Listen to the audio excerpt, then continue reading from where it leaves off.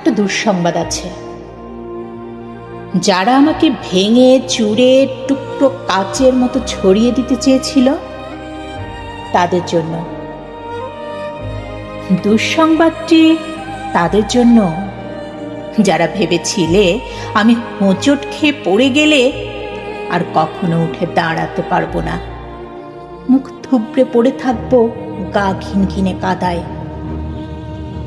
আমাকে ছিঁড়ে কাগজের মতো কুচি কুচি করে হাওয়ায় ভাসিয়ে দিলে আমি হারিয়ে যাব দিক শূন্যপুর।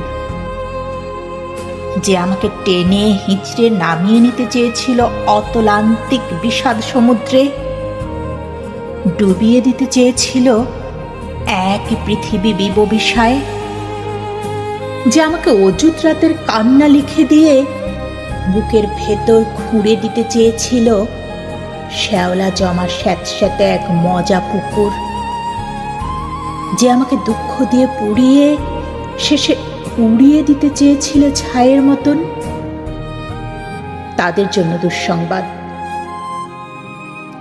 আমি এখন পাখির মতন।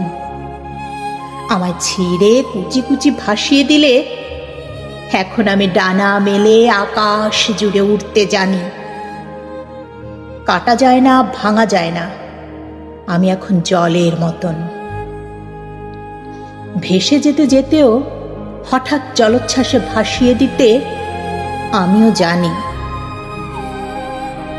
আমিও জানি ছড়িয়ে থাকা টুকরো কাচের শরীর থেকে দু ফলা এক ছুরি হতে। এই যে মানুষ দুঃখ দিতে দক্ষ ভীষণ, সেও জানুক আমি এখন হাসতে জানি।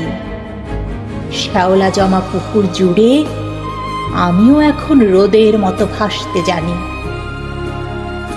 প্রস্থানের গল্প লিখেও ইচ্ছে হলেই আবার ফিরে আসতে জানি।